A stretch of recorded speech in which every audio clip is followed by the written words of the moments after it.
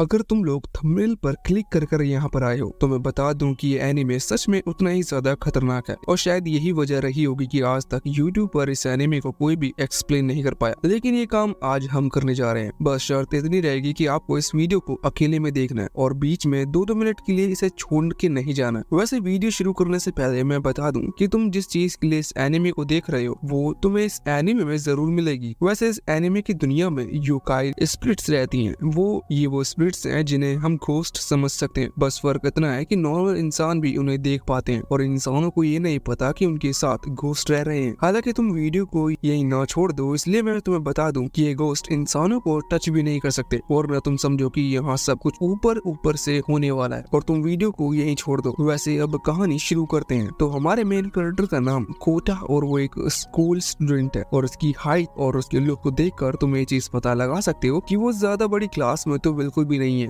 वैसे आज भी वो यहाँ स्कूल जा रहा था, तभी रास्ते में उसकी मुलाकात उसकी क्लास में चिजुरो से होती है, जो कि उसे देखते ही आकर उसे हक कर लेती है। यहाँ पर कुछ रीजंस की वजह से अभी कोटा सांस नहीं ले पा रहा था, इसलिए वो किसी तरह से चिजुरो को दूर हटाता है। लेकिन फिर चिजुरो उससे पीछे से आकर पकड़ लेती है और अपने सारे जिम्मेदारियों के बोझ को उसके ऊपर डालते हुए कहती है कि आज तो मुझे स्कूल लेकर जाओगे। पर तभी किस्मत से वहाँ आशियाना आ जाती है, जो कि कोटा की एक दूसरी क्लासमेट है और वो यहाँ आकर चिजुरो को समझाने लगी ये जो चीज वो कर रही है, ऐसी चीजें रोड पर नहीं की जा सकती और उसे थोड़े मैनर्स में रहना चाहिए। वैसे इसके बाद अब वहाँ दूसरी क्लासमेट की और चिजुरो के भाई तयूरा की एंट्री होती है और फिर यह सारा मामला ठंडा होते हुए ये लोग स्कूल पहुँचते हैं। स्कूल में अभी कोटा की बेंच के आगे आशियाना बैठती है। वो कोटा को समझाते कि उसे थोड़ी हिम्मत कर चिजुरो को ये चीज समझानी होगी कि वो उसके साथ ऐसा ना करे। अगर कोटा कुछ नहीं कहेगा तो चिजुरो कभी ऐसी हरकतें करना बंद नहीं करेगी। हालांकि कोटा को अंदर ही अंदर बहुत मजा आता था, पर वो चीज सबके सामने कह थोड़ी सकता है। अब तभी वो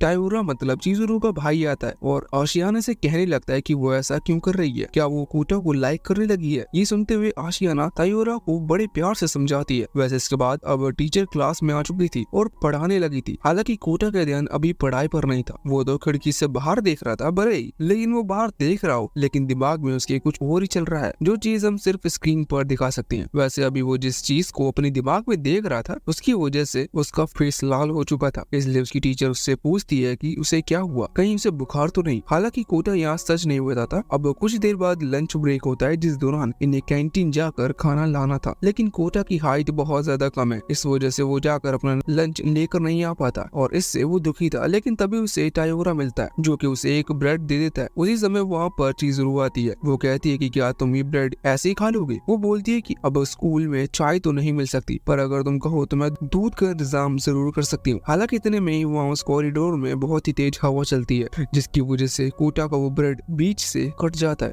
यह अब ऐसा लग रहा था जैसे कि किसी ने हमला किया हो। अब वो ब्रेड नीचे गिर चुका था, जिस वजह से कोटा बहुत ज्यादा दुखी था। पर तभी चिजुरो उसे एक लेटर देती है। बाद में जब कोटा उस लेटर को पढ़ता है तो उसमें लिखा हुआ था कि स्कूल खत्म होने के बाद वो म्यूजिक रूम में उसका इंतजार करेगी। अब मेरे को नहीं पता कि कोटा ऐसा किसी के लिए भी वो लेटर पढ़कर उस टाइम जब स्कूल में कोई नहीं रहता तब अकेले कैसे रुक सकता है, जबकि वो इतना कमजोर है। पर उस लेटर में एक निशान था जिसे देखकर उसे लगता है कि शायद उसका सपना पूरा हो जाएगा। हालांकि वो रुक जाता है और बाद में म्यूजिक रूम में पहुंचता है जहाँ चिजुरो उसका इंतजार कर रही थी। अब जैसे ही कोटा यहाँ म्यूजिक रूम के अंदर आता है तो तभी चिजुरो से किस कर लेती है और अगले ही पल कोटा नोटिस करता है कि चिजुरो एक फॉक्स गर्ल में बदल चुकी है। ये देखकर वो बहुत ज्यादा हैरान था। अब चिजुरो उसे बताती है कि वो एक योकाई फॉकरेट है। हालांकि अभी चिजुरो डर रही थी क्योंकि उसे लग रहा था कि शायद कोटा उसका ये राज स्कूल में फैला देगा, लेकिन कोटा कहता है कि नहीं, मैं ये बात किसी को नहीं बताऊंगा। तुम तो अब थोड़ी क्यूट लग रही हो, पहले मैं तुमसे थोड़ा डरता था। अब खुद को क्यूट सुनकर चिजुरो बहुत ज्यादा खुश हो जाती है और कोटा को वो गिफ्ट देने लगती है जिसके कोटा सपना देखता है। हालांकि कोटा इतनी खुशी हैंडल नहीं कर पा रहा था, इसलिए उसकी आंखों में से आंसू आते हैं और यहाँ मैं अपने मन से कुछ नहीं बोल रहा, बल्कि सच में वहाँ वही हो रहा था जो कि आप देख पा रहे हो। हालांकि उसी दौरान गेट खुलता है, वहाँ पर चिजुरो का भाई मतलब टायोरा आ जाता है। वो ये देखकर हैरान था कि उसकी बहन ने अपना असली रूप किसी एक मामूली इंसान को दिखा दिया। हालांकि इस पर चिजुरो कहती है कि कोटा कोई मामूली इंसान नहीं है, वो एक चोर है क्योंकि उसने उसका दिल चुराया है। वैसे तो कोटा अभी कुछ और ही चुराने की फिराक में था। वैसे अब इस चीज पर टायोरा कहने लगता है कि कोटा एक इंसान है और योकाई और इंसानों की दुनिया बिल्कुल अलग अलग है, तुम दोनों कभी एक दूसरे के साथ नहीं रह सकते। लेकिन चिजुरो बताते है कि वो कोटा को कितना लाइक करती है और इसके लिए वो कोटा को किस करने लगती है, जिसके बाद अचानक से ही उन दोनों की बॉडी कनेक्ट हो जाती है कोटा तभी कुछ समझ नहीं पा रहा था क्योंकि उसके सर पर फॉक्स की तरह कान और पीछे से एक पूंछ निकल गई थी और साथ ही उसे चीजों की आवाज सुनाई दे रही थी, लेकिन उसे वो कहीं दिखाई नहीं दे रही थी। हालांकि फिर तायोरा बताता है कि जब एक इंसान और एक यूकाई स्पिरिट एक दूसरे को लाइक करने लगते हैं तो ऐसा होता है। हालांकि इसके बाद वो उनके प्यार को चेक करने के लिए कोटा से स्पिरिट बॉल क्रिएट करने को कहता है। ऐसा वो पहले उसे कर दिखाता है, जिसके बाद चिज़ुरू कोटा की बॉडी से स्पिरिट बॉल क्रिएट करती है और ये स्पिरिट बॉल तायोरा को स्प्लिट बॉल से 1000 गुना बड़ी थी। इस वजह से तायोरा इस चीज को देखकर हैरान था। तभी चिज़ुरू हमला करती है और वहाँ म्यूजिक रूम की दीवार टूट जाती है। अब यहाँ कोटा ये चीज देखकर बहुत ज्यादा हैरान हो रहा था क्योंकि वो जो चीज तोड़ने आया था वो उसने अभी तक तोड़ी नहीं है, बाकी सब कुछ यहाँ टूटते जा रहा है। हालांकि तभी चिज़ुरू उसकी बॉडी से बाहर निकल कर आती है। यहाँ उसने अपने प्लॉट आर्मर नहीं पहन रखा था, इसलिए कोटा का कंसंट्रेशन उसके ऊपर ही जा रहा था। पर चिज़ुरू कहती है कि तुम भी मुझे लाइक करते हो क्योंकि ये जो स्पिरिट बॉल है वो तभी क्रिएट होती है जब एक यूकाई एक ह्यूमन को लाइक करे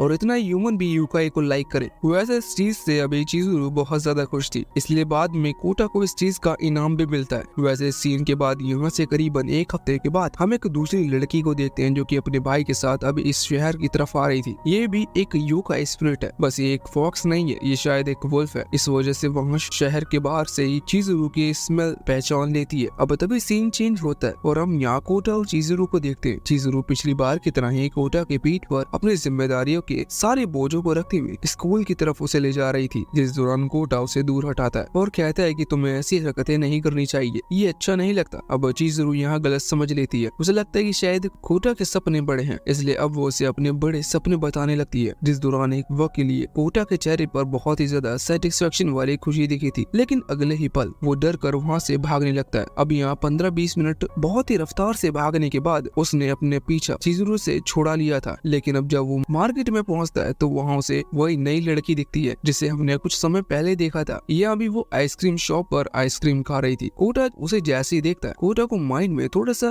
क्लिक होता है और वो समझ जाता है कि ये लड़की भी एक यूकाई है। तभी अचानक से वो लड़की खुद ब खुद कोटा से बात करने लगती है। वो यहाँ अपनी आइसक्रीम कोटा के मुंह में घुसाकर उसे अपना नाम नोज़ुमु बताती है और जैसे ही वो कोटा की करीब आती है तो उसे कोटा के कपड़ों पर चिज़ुरू की स्मेल आती है और वो वहाँ से जाते हुए कहती है कि इस इंटरेस्टिंग स्मेल को मैं कभी नहीं भूल सकती, और फिर वो वहाँ से चली जाती है। अब कोटा बाद में अपने घर पहुँच गया था। अभी सोते वक्त वो ये चीज सोच रहा था कि क्या सच में योकाई स्पिरिट इस तरह से एक सिटी में घूमती रहती हैं, क्योंकि कोटा के लिए ये बहुत ही अजीब एक्सपीरियंस है। तभी वहाँ बाहर हम देखते हैं कि अभी कोई उसके घर पर नजर रख रखा है। अब अगले दिन जब सुबह स्कूल जाने के लिए कोटा जल्दी उठता है तो उसे अपने ऊपर थोड़ा सा वजन समझ में आता है। अब जब वो थोड़ी रजाई हटाता है तो उसे पता चलता है कि उसके ऊपर तो चिज़ुरू थी। ये चीज कोटा समझ नहीं पाता कि ये लड़की उसके घर में घुसी कैसे और इस तरह से उसके ऊपर क्यों है। पर तभी इस चीज के बारे में ना सोचते हुए कोटा जो जरूरी है वो करता है। वो तुरंत ही वहाँ से उठकर तैयार होने लगता है क्योंकि उसे स्कूल जाना है। पर अब जैसे ही वो पीछे मुड़कर देखता है तो उसे इस तरह के सिचुएशन में खुद को कंट्रोल कर पाना सिर्फ किसी सीरीज के मेन कैरेक्टर की बस की बात है, क्योंकि हम तो सह नहीं सकते। हालांकि अब स्कूल ड्रेस पहनने के बाद कोटा स्कूल के लिए निकल पड़ता है,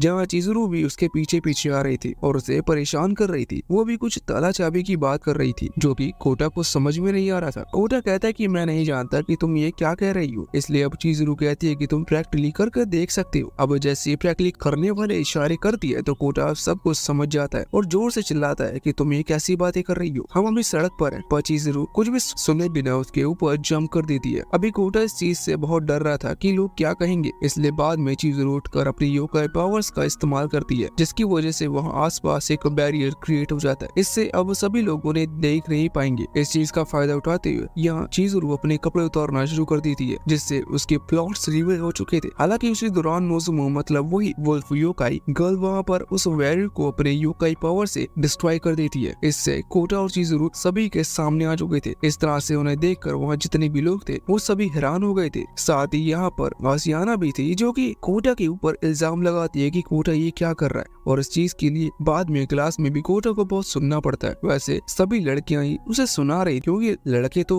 जेलस हो रहे होंगे। वैसे यहाँ चिज़ुरू की वजह से कोटा को बहुत बुरा भला सुनना पड़ता है, लेकिन अब चिज़ुरू ये नहीं कह सकता, इसलिए वो खुद ही आगे आकर सभी से कहने लगती है कि कोटा ऐसा लड़का नहीं है। अब जब वो ये सब कह रही थी तभी नोज़ुमु वहाँ गेट की तरफ भागती हुई आती है और कोटा के ऊपर छलांग लगाकर उसे हक कर लेती है। हालांकि चिज़ुरू अपने बचपन के प्यार को इस तरह से किसी और के हाथों नहीं जाने दे सकती, इसलिए वो कोटा को पकड़कर अपनी तरफ खींचने लगती है। अब बाद में क्लास टीचर वहाँ आती है और नोज़ुमु को इंट्रोड्यूस करती है कि वो नई ट्रांसफर स्टूडेंट है। इसके बाद अब नोज़ुमु को एक सीट चाहिए थी बैठने के लिए। वो यहाँ कोटा के बगल वाली सीट पर जहाँ एक दूसरा लड़का बैठा हुआ था, वहाँ आकर उस लड़के से दूसरी किसी बेंच पर जाने को कहती है और वो लड़का भी डर कर बात मान लेता है और जाने लगता है। अब वहाँ नोज़ुमु बैठकर अपने बेंच को सीधा कोटा के बेंच के पास रख लेती है और उसे हक कर लेती है। लेकिन ये देखकर आशियाना खुद को रोक नहीं पाती और खड़े होकर उस पर चिल्लाती है, क्योंकि वो स्कूल्स के खिलाफ काम कर रही है। वैसे सोचने की बात यह है कि अगर वो ऐसा कुछ कर रही है तो इसका रीजन ये है कि उसे स्कूल काउंसलर, जिसका नाम यात्सुको है, जो खुद भी एक योकाई है, उसने ऑफिस में चिज़ुरू को बांध रखा है। देखो तुम कुछ गंदा मत समझना, उसने ऐसा इसलिए किया जिससे कि चिज़ुरू स्कूल में और प्रॉब्लम क्रिएट ना करे। लेकिन चिज़ुरू जानती है कि अगर वो यहाँ रही तो नोज़ुमु कोटा को कमजोर बना देगी, इसलिए वो किसी तरह से उन रस्सियों को तोड़कर सीधा वहाँ से भागती है। वैसे उसे सामने यहाँ हम कोटा को एक बड़े से बाथटब में देखते हैं। वो यहाँ रिलैक्स करने के लिए आया है, क्योंकि आज स्कूल में उसके साथ बहुत कुछ हुआ। लेकिन उसने सोचा था कि यहाँ वो अकेले नहाएगा और बाद में घर जाकर मस्त आराम से सोएगा। लेकिन तभी वहाँ चिज़ुरू आ जाती है। हालांकि उसने टॉवल पहन रखी थी, इसलिए कोटा उतना ज्यादा वियर्ड नहीं लगता जितना वो बिना टॉवल के लगने वाला था। हालांकि अब तभी वहाँ पर नोज़ुमु भी आती है, लेकिन वो बिना प्लॉट आर्मर की थी। इस वजह से कोटा उसे देखकर बहुत ज्यादा हैरान हो जाता है। चिज़ुरू तो क्या पड़ती है कि तुम ऐसी चीज कोटा को दिखा कैसे सकती हो। ऐसा चिज़ुरू इसलिए कह रही थी क्योंकि नोज़ुमु और चिज़ुरू में बहुत ज्यादा अंतर है और ये आप खुद समझ सकते हो। वैसे उन दोनों की लड़ाई की वजह से कोटा को बहुत देर तक वहाँ बाथटब में रहना पड़ता था, इसलिए उसे अगले दिन ठंड लगने लगी थी। हालांकि फिर भी वो उसे किसी तरह से स्कूल पहुंच जाता है, लेकिन वहाँ उसे बुखार आ जाता है, जिसकी वजह से क्लास मॉनिटर आशियाना उसे स्कूल के चेकअप होम में लेकर जाती है, जहाँ एक एक्स्ट्रा बेड है जहाँ वो कुछ देर आराम कर सकता है। कोटा अभी बहुत ज्यादा खुश था क्योंकि यहाँ उसे कोई और आकर परेशान नहीं करेगा। हालांकि तभी आशियाना वहाँ से दवाइयाँ लेने के लिए चली जाती है और जब वो वहाँ गई थी तब वहाँ कोटा को कुछ अजीब महसूस होता है। जैसे ही कोटा अपनी आंखें खोलता है तो वहाँ चिज़ुरू और नोज़ुमु उसका इंतजार कर रहे थे। वैसे यहाँ मैं इस सीन को एक्सप्लेन नहीं कर सकता, ये आप स्क्रीन पर खुद देख लेना। हालांकि अब कुछ देर बाद आशियाना दवाइयाँ लेकर वहाँ पहुँचती है तो वो अपनी आंखों के सामने वही सब देखते हैं जो कि आप रात को देखते होंगे मोबाइल में। वैसे अब दिन हफ्ते में बदल जाते हैं। इसका मतलब नोज़ुमु को यहाँ स्कूल आए हुए बहुत ज्यादा टाइम हो चुका था और इतने टाइम में वो ये चीज जरूर समझ चुकी थी कि चिज़ुरू कोटा को लाइक करती है, वो उसका पीछा कभी नहीं छोड़ेगी। इसलिए अब नोज़ुमु खुद ही चिज़ुरू के घर पहुँचती है उसके कुछ बीच की रास्ता निकालने के लिए। मतलब शायद वो 50-50 की बात करने गई थी, लेकिन वहाँ उसे चिज़ुरू नहीं मिलती। वहाँ उसे उसका भाई तायोरा मिलता है। अब जब वो उससे बात करती है तो तायोरा उसे वही लव मैगजीन पढ़ने को कहता है जो कि चिज़ुरू पढ़ा करती है। वो कहता है कि शायद इससे तुम्हें कुछ हेल्प मिल जाए। अब नोज़ुमु ने भी कोई मैगजीन पढ़ना शुरू कर दी थी। अगले दिन जब नोज़ुमु स्कूल जाती है तो उसका बिहेवियर बहुत ज्यादा अलग था। वो ऐसा बिहेव कर रही थी जैसा कि उसे कोई बीमारी है और वो कोटा के बारे में बोल चुकी है। मतलब वो ऐसा रिएक्ट कर रही थी जैसे वो कोटा से आज पहली बार मिल रही है। हालांकि वो भी कोटा को लाइक करती है, पर अब ये सभी चीज देखने के बाद चिज़ुरू सब कुछ समझ जाती है कि नोज़ुमु एक लव मैगजीन की बहुत ज्यादा चीप ट्रक का इस्तेमाल कर रही है। हालांकि तभी वहाँ तायोरा अपनी बेंच पर बैठकर हंसने लगता है। उसने ऐसा इसलिए किया क्योंकि घर का सारा काम उसे करना पड़ता है और चिज़ुरू वही लव मैगजीन पढ़ते रहती है, ये जानने के लिए कि वो कोटा को किस तरह से इम्प्रेस कर सकती है। हालांकि अब जैसे ही चिज़ुरू को ये पता चलता है कि ये सब उसके भाई ने किया है तो वो तुरंत एक चेयर उठाकर तायोरा की तरफ फेंक देती है। हालांकि देखा जाए तो इससे कुछ नहीं होने वाला। उन्हें पता करना होगा कि कोटा उन दोनों में से किसको ज्यादा लाइक करता है। अब उसके लिए कुछ टास्क रखे जाते हैं। इन्हें खाना बनाना था और जिसका खाना कोटा को ज्यादा पसंद आएगा, इसका मतलब कोटा उसे ज्यादा लाइक करता है। ये दोनों ही अच्छा खाना लेकर जाते हैं। अब कोटा को समझ नहीं आता कि वो पहले किसका खाना चखे, क्योंकि कोटा को तो दोनों का खाना चखना था। मैं यहाँ पर खाने की बात नहीं कर रहा हूँ। वह सब चिज़ुरू विक्टिम कार्ड खेलती है। वो कहने लगती है कि तुम मेरा खाना शायद इसलिए नहीं खा रहे हो क्योंकि मुझे ज्यादा अच्छा खाना बनाना नहीं आता। पर नोज़ुमु भी कहने लगती है कि मैंने ये खाना बहुत ज्यादा मेहनत से बनाया है, तुम इसे पहले टेस्ट करो। अब वो बेचारा बच्चा थोड़ी समझदारी से डिसीजन लेता है और उन दोनों के खाने को एक साथ खाने की कोशिश करता है, पर उन दोनों में ही पॉइजन था, जिस वजह से कोटा खुद को नहीं संभाल पाता और नीचे गिर जाता है। उन्होंने जानबूझकर ये पॉइजन नहीं मिलाया, बस उन्हें कुकिंग नहीं आती। अभी यहाँ अपने स्कूल में एक मासूम बच्चे को मरता देख कात्सुको चिज़ुरू और नोज़ुमु को दोनों ही अपने ऑफिस में बुलाता है। वो दोनों को पनिशमेंट देने वाला था क्योंकि वो कोटा को बहुत परेशान करती है। वैसे भले ये एनीमे वैसा वाला हो, लेकिन वो पनिशमेंट वैसी वाली नहीं थी। हालांकि अब तभी वहाँ पर कुमुरा नाम का एक दूसरा टीचर आता है जो कि खुद भी एक योकाई है और उसके साथ किरियामा और उसकी गर्लफ्रेंड मीनो भी थे। ये तीनों यहाँ नोज़ुमु और चिज़ुरू को समझाते हैं कि उन्हें कोटा के साथ ऐसा बिहेवियर नहीं करना चाहिए और एक इंसान के साथ उन्हें थोड़ा संभल कर रहना चाहिए, क्योंकि इससे उनकी असलियत भी लीक हो सकती है। हालांकि अब इतना लोगों को समझाने के बाद भी इन दोनों का बिहेवियर बिल्कुल भी बदला नहीं था। ये अभी भी कोटा को उसी तरह से ट्रीट कर रहे थे और और एक ही दिन में कोटा को दूसरी बार फिर से उसका पॉइजनस फूड खाना पड़ता है, जिसकी वजह से वो एक बार फिर से मरते मरते बचा था। हालांकि ये चीज इस तरह से नहीं रोकने वाली। अगले दिन जब कोटा आता है तो फिर से नोज़ुमु और चिज़ुरु उसके खाना लेकर बैठ जाते, लेकिन इस बार वो खाने में जिंदा जानवर उठा लाए थे,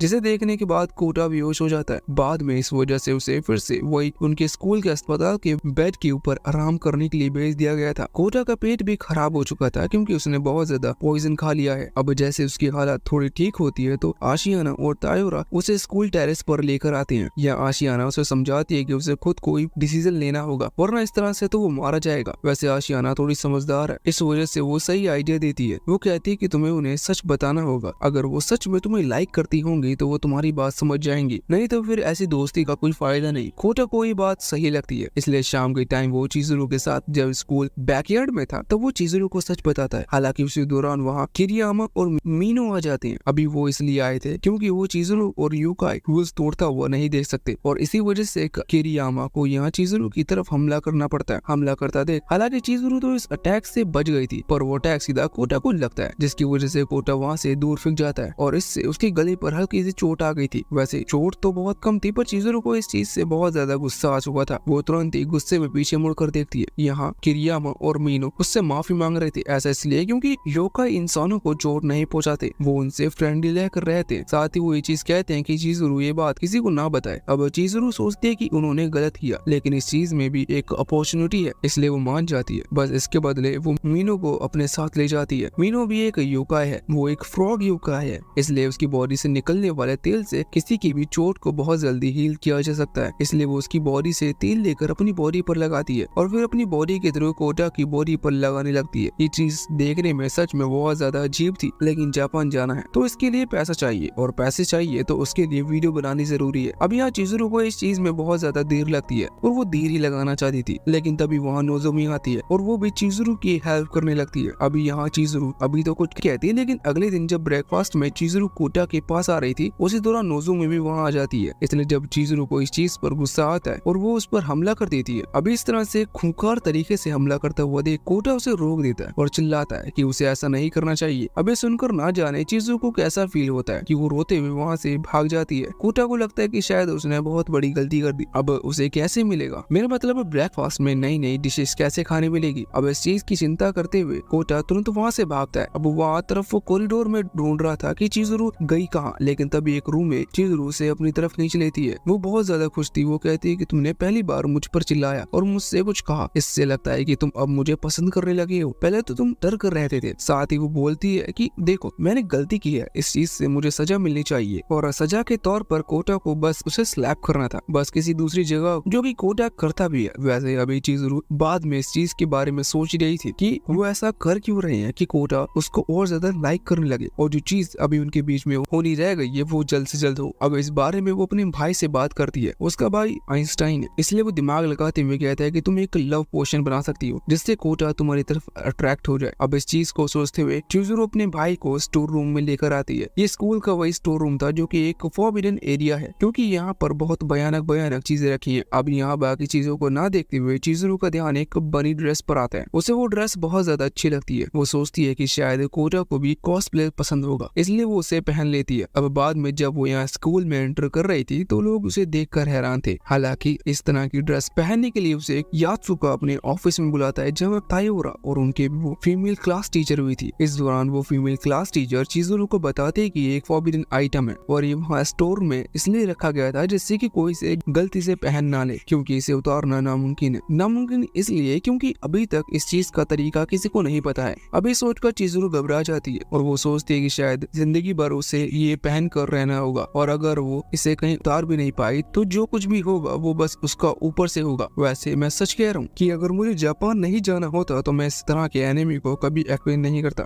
मस्त अकेले में देखकर सो जाता। खैर छोड़, अभी जब चिज़ुरु यहाँ ऑफिस से निकलकर क्लास में जाती है तो सारे बॉयज स्टूडेंट के तो मजे ही मजे थे, क्योंकि जिस चीज के लिए हम एनुअल फंक्शन का इंतजार करते हैं वो चीज उन्होंने एक रैंडम दिन देखने के लिए मिल गई थी। हालांकि मुझे बुरा उन स्टूडेंट के लिए लग रहा है जो आज होमवर्क के डर से स्कूल नहीं आए होंगे। हालांकि कोटा अपने मुंह वाली गर्लफ्रेंड को बचाता है और बाद में जब वो घर पहुंचता है तो वो वहाँ चिज़ुरु से मिलता है। वो उसे देखकर हैरान था, पर चिज़ुरु बताते है कि वो इस तरह से अपने घर नहीं जा सकती क्योंकि रास्ते में और भी कई घर है और वो नहीं चाहते कि वहाँ के लोग उसे इस तरह से देखे। अब कोटा मान जाता है, लेकिन बाद में चिज़ुरू वहाँ नोज़ुमा को भी पाती है, क्योंकि वो अभी अलमारी में छुपी हुई थी। साथ ही कुछ देर बाद वहाँ उन्हें आशियाना और साथ ही बाकी स्टूडेंट भी मिलते हैं, जो कि यहाँ इसलिए आए थे कि उनके बीच कुछ गड़बड़ ना हो। वैसे अब वो गड़बड़ करने से रोक लेते हैं और बाद में ये लोग सभी सो जाते हैं। अगले दिन जब वो स्कूल जा रहे थे तो उस दौरान चिज़ुरू थोड़ी थकी लग रही थी, क्योंकि वो रात भर नहीं सो पाई। अभी वो कोटा का हाथ पकड़ लेती है, जिस दौरान अचानक से नोज़ुमा भी उसका हाथ पकड़ लेता है और ये चीज चिज़ुरू को पसंद नहीं आती। इसलिए वो कहती है कि अगर तुम लड़ना चाहती हो तुम लड़ सकती हो। लेकिन जब वो ऐसा कर रही थी तो अचानक से वो बेहोश हो जाती है और ये लोग उसे स्कूल की उसी हॉस्पिटल में ले जाते हैं, जहाँ कोटा 2 बार जा चुका है। वैसे चिज़ुरू के साथ यहाँ कोटा भी आया हुआ था और देख रहा था कि चिज़ुरू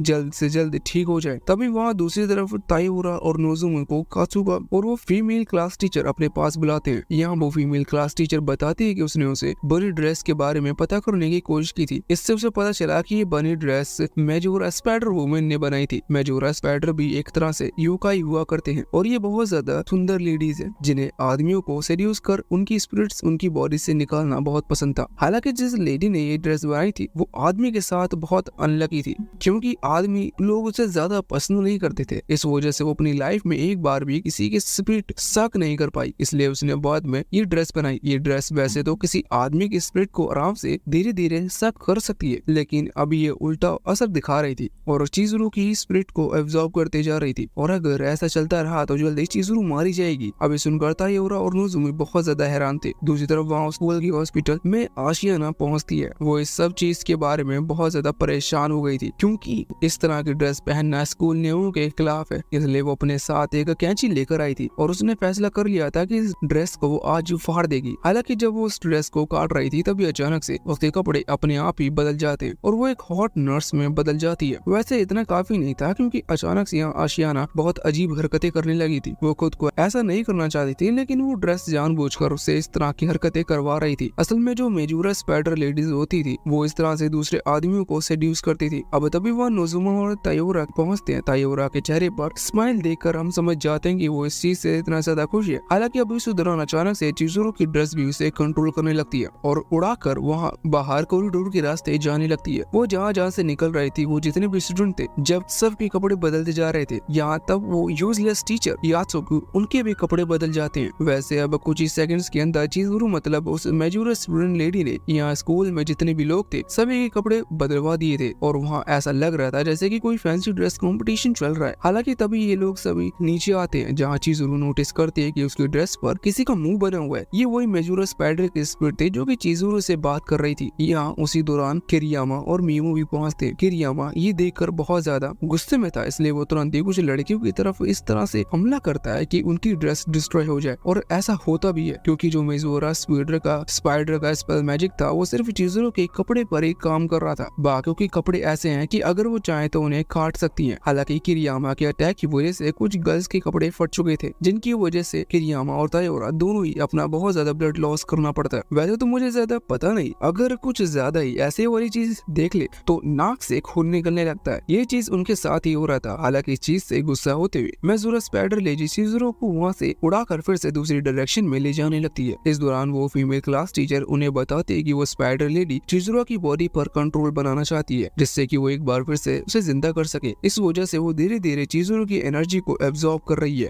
अबे सुनते हुए वो तुरंत ही उसे बचाने निकल पड़ते हैं। वहाँ दूसरी तरफ बास्केटबॉल कोर्ट वाली जगह पर चिज़ुरू पहुंच चुकी थी। यहाँ वो स्पाइडर लेडी चिज़ुरू से कहती है कि अब मेरे फिर से जिंदा होने का समय आ चुका है, और इसके बाद वो चिज़ुरू को एक वेंडिंग ड्रेस दे देती है। अभी चिज़ुरू उसे नहीं पहनना चाहती थी, इसलिए वो उसे उतारने लगती है, लेकिन ऐसा करने से उसकी एनर्जी जा रही थी, जिस वजह से अब वो खड़ी भी नहीं हो पा रही थी। हालांकि उसी समय वहाँ कोटा पहुंचता है और तुरंत चिज़ुरू की तरफ भागता है। उसे देखते हुए यहाँ स्पाइडर लेडी ने कोटा की एनर्जी को भी एब्जॉर्ब कर लिया था, जिससे कोटा भी नीचे गिर पड़ता है। लेकिन उसी समय वहाँ पर किरियामा और ताइओरा भी आ जाते हैं। किरियामा उसी समय अपनी पावर से यहाँ कोटा की मदद करता है। इससे कोटा को मौका मिलता है कि और कोटा भागकर जल्दी चिज़ुरू के पास जाकर उसे किस करता है। ऐसा करने की वजह से सेम पिछली बार की तरह अचानक ही चिज़ुरू की स्पिरिट मतलब उसकी पूरी बॉडी कोटा की बॉडी के साथ कनेक्ट हो गई थी। इस वजह से उसके जो कपड़े थे मतलब वो स्पाइडर लेडी की दी हुई वेडिंग ड्रेस वो वहाँ बाहर रह जाती है। और अब जैसे ही चिज़ुरू कोटा के साथ कनेक्ट होती है तो वो दोनों ही वहाँ से पीछे हटकर एक बहुत ही बड़ी स्पिरिट बॉल क्रिएट करते हुए उस स्पाइडर लेडी की बनी हुई ड्रेस को जला देती है। इससे बाकी गर्ल्स जो कि बाहर है वो भी उस मैजिक से आजाद हो चुकी थी और इसके बाद वो फिर से उन्हें बोरिंग यूनिफॉर्म में लौट आए थे। अब कुछ दिन बाद हम देखते हैं कि कोटा और चिजुरू अपनी क्लास में नहीं थे। चिजुरू कोटा को स्कूल टेरेस पर लेकर आई थी, जहाँ उसके साथ वो वही कर रही थी जो वो उस दिन रोड पर नहीं कर पाई। यहाँ चिजुरू ने एक बहुत बड़ा बैरियर क्रिएट कर दिया था और उसे उम्मीद थी कि यहाँ कोई इस बैरियर को डिस्ट्रॉय नहीं करेगा और अब सब शुरू होने वाला था। लेकिन उसी दौरान सच में वो बैरियर फिर से पहले की तरह डिस्ट्रॉय हो जाता है। लेकिन इस बार ये काम नोज़ुमो का नहीं था, क्योंकि इस बार ये काम नोज़ुमो के भाई साकू ने किया था। साकू भी एक योकाई है और असलियत में वो चिजुरू का एक्स है, मतलब वो दोनों एक दूसरे के साथ थे। अब उसे देखकर चिजुरू हैरान थी। बाद में लंच टाइम में ये कैंटीन में बैठे हुए थे, जहाँ साकू कोटा को बताता है कि वो एक योकाई है और उसकी नई गर्लफ्रेंड का एक्स है और वो अपनी एक्स को वापस ले जाने के लिए आया है। ये सुनते हुए चिजुरू तुरंत ही साकू को दिखाती है कि वो कोटा को कितना लाइक करती है और उसका प्यार दिखाने का तरीका बहुत ज्यादा अजीब था। हालांकि साकू को इस चीज से कोई फर्क नहीं पड़ता, बल्कि अब वो तुरंत ही कोटा का हाथ पकड़ते हुए उसके साथ एक इरिमूवेबल ब्रेसलेट पहना लेती है, मतलब सिंपल ऐसा ब्रेसलेट जिसे हटाया नहीं जा सकता। अब बाद में अकेले में चिजुरू बहुत कोशिश करती है कि कोटा के हाथ से उस ब्रेसलेट को निकाल ले, लेकिन वो उसे निकाल नहीं पा रही थी। वैसे देखा जाए तो ब्रेसलेट अच्छे से भी निकल जा सकता था, उसे इस तरह से ब्रेसलेट निकालने की जरूरत नहीं थी क्योंकि कोटा उसकी कुछ मदद ही न कर पाए। हालांकि अचानक से वो ब्रेसलेट ग्लो करने लगता है, जिसकी वजह से कोटा को बहुत ज्यादा बॉडी पेन होता है और वो बेहोश हो जाता है। अब बेहोश होने की वजह से वो अपनी फेवरेट जगह पर, मतलब उस स्कूल में पहुंच चुका था। दूसरी तरफ इस चीज से चिजुरू को बहुत ज्यादा गुस्सा आता है और वो तुरंत साकू से फाइट करने चली जाती है। वहाँ पहुंचकर वो साकू से उस ब्रेसलेट के बारे में पूछता है। साकू बताता है कि ये ब्रेसलेट कुछ मॉन्क्स ने अपनी पावर से क्रिएट किया था। उन्होंने इस ब्रेसलेट को इस तरह से बनाया है कि जो उसे पहनेगा, अगर वो किसी तरह से भी कुछ वैसे करने के लिए एक्साइटेड होता है तो वो ब्रेसलेट उसे वैसा करने नहीं देगा। अगर सिंपल समझे तो वो सामने वाले की एनर्जी को एब्जॉर्ब कर लेगा, जिससे सामने वाला वैसी एक्टिविटी कर नहीं पाएगा। इसे सिर्फ पहनने वाले के कंसंट्रेशन और फोकस को बढ़ाने के लिए बनाया गया था और सामने वाला उसे तंग आकर उतार ना दे, इसलिए उसे रिमूवेबल बनाया गया है। अब इस चीज में चिजुरू को और ज्यादा गुस्सा आता है, क्योंकि अब वो कोटा के साथ वो सब नहीं कर पाएगी जो वो करना चाहती है। हालांकि साकू उसे एक आइडिया देता है। वो कहता है कि तुम कोटा को भूल जाओ और मेरे साथ चलो, इसके बदले मैं उसके हाथ पैर से उस ब्रेसलेट को हटा दूंगा। लेकिन इससे चिजुरू का ही नुकसान है, इसलिए वो ऑफर को ठुकराते हुए वहाँ से चली जाती है। अब धीरे धीरे दिन बीतने लगे थे और इस दौरान कोटा को चिजुरू को बहुत ज्यादा मिस कर रहा था, क्योंकि चिजुरू छुपकर उस पर नजर तो रखती लेकिन उसके सामने नहीं आती। ऐसा क्लास में भी हो रहा था। बाकी लोगों को भी अभी इस चीज का रीजन नहीं पता है, क्योंकि वो नहीं जानते कि चिजुरू एक योकाई है और उन्हें तो ये भी नहीं पता कि योकाई जैसी कोई चीज एग्जिस्ट करती है। वैसे इस चीज से एक क्वेश्चन मेरे दिमाग में आया कि जब वो स्पाइडर लेडी ने अपना मैजिक यूज किया था तब वो सबकी बॉडी पर अलग अलग मैजिक से आए थे, फिर भी इन लोगों को ऐसे नहीं पता कि इस तरह का मैजिक एग्जिस्ट करता है। खैर छोड़ो, हमें क्या, हमें तो किसी और चीज से मतलब है। वैसे अभी जब क्लास में भी चिजुरू कोटा से बात नहीं कर रही थी या उससे मिलने तक नहीं आ रही थी, तो इस चीज से बाकी सभी लोग भी हैरान थे। हालांकि वो कोटा को समझाते हैं कि शायद चिजुरू का मन अब उससे भर चुका होगा, क्योंकि उन्हें लगता है कि कोटा की हाइट छोटी है, इसका मतलब उसकी सोच भी छोटी होगी। हालांकि कोटा को ऐसा नहीं लगता, क्योंकि उसने सब कुछ देख रखा है। वैसे बाद में हम देखते हैं कि अभी चिजुरू कोटा को ही देख रही थी। हालांकि कोटा उसे देख ना ले, इसलिए वो बार बार छुप जाती है और उसका कोटा के सामने न आने का मेन रीजन यही है कि अगर वो कोटा के पास आएगी तो वो खुद को रोक नहीं पाएगी। और साकू ने बताया कि अगर जिसने उस ब्रेसलेट को पहन रखा है वो कुछ ज्यादा ही एक्साइटेड हो जाता है तो इससे अगली बार उसकी एनर्जी को इफेक्ट नहीं पड़ेगा, बल्कि इससे उसकी जान भी जा सकती है। तब कोटा की जान बचाने के लिए चिजुरू छुप रही है, लेकिन अब वो और ज्यादा टाइम तक वो ये चीज नहीं सह सकती। वैसे उसे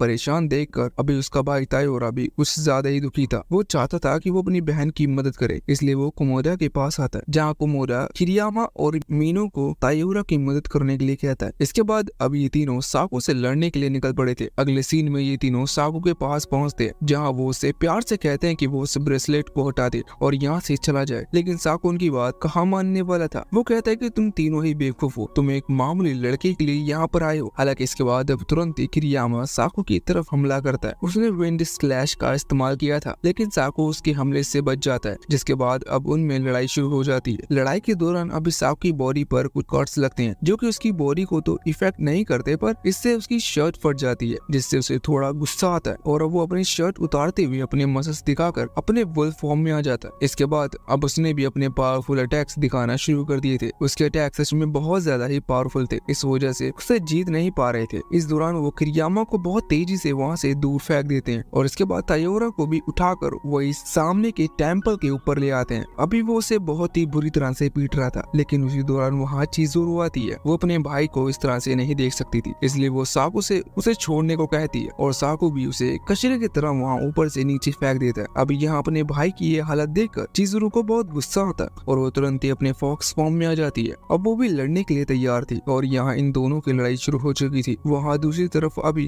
क्लास में कोटा बहुत उदास था। उसे उदास देखकर नोज़ुमो उससे पूछती कि क्या हुआ, क्या वो चिज़ुरू को याद कर रहा है। अब कोटा यहाँ कुछ नहीं कहता, इसका असली रीजन तो यही है और ये चीज नोज़ुमो भी जानती है। अब तभी कोटा को अचानक से कुछ महसूस होता है और उसे लगता है कि चिज़ुरू खतरे में है। साथ ही नोज़ुमो भी समझ गई कि उसके भाई की और चिज़ुरू की फाइट चल रही है और वो दोनों ही वहाँ उस टेम्पल की तरफ भागते हैं जहाँ वो लड़ रहे थे। नोज़ुमो को अपने भाई की स्मेल पता है, इसलिए वो रास्ता कोटो को बताती है और कुछ देर में वो वहाँ पहुँचते हैं। इस दौरान चिज़ुरू की बॉडी पर एक भी कपड़ा नहीं था क्योंकि लड़ाई में वो कपड़े फट गए। अब ना जाने वो किस तरह की लड़ाई कर रहे थे, पर यही असलियत थी और यहाँ चिज़ुरू हार चुकी थी और नीचे गिरी पड़ी थी। वहाँ दूसरी तरफ अभी टेम्पल के गेट के ऊपर साकू था। अभी साकू कह रहा था कि तुम यहाँ से चले जाओ वरना तुम जान से मारे जाओगे और यह चीज चिज़ुरू कोटा को समझाती है क्योंकि वो कोटा की लाइफ के बदले खुद को सैक्रिफाइस कर सकती थी। लेकिन कोटा कहता है कि नहीं, वो नहीं जाने वाला और अगर वो आज मरने वाला है तो उसे उसकी फिक्र नहीं। अब साकू उसकी तरफ हमला करने के लिए बढ़ने लगता है, लेकिन उसी दौरान नोज़ुमो सामने आ जाती है। वो अभी अपने लवर को कुछ होते हुए नहीं देख सकती थी, इसलिए वो साकू को कोटा पर हमला नहीं करने देती। वैसे यहाँ इस तरफ कोटा चिज़ुरू से कहता है कि अगर हम दोनों फिर से कनेक्ट हो जाएं तो शायद हम साकू को हरा सकते हैं। चिज़ुरू को ये प्लान सही लगता है और वो दोनों एक दूसरे को किस करते हैं, जिसके बाद अब उन दोनों की पावर और बॉडी कंबाइन हो चुकी थी। इसके बाद कोटा यहाँ एक बहुत ही बड़ी स्पिरिट बॉल क्रिएट करता है, इतनी बड़ी स्पिरिट बॉल की ये पूरी सिटी को डिस्ट्रॉय कर दे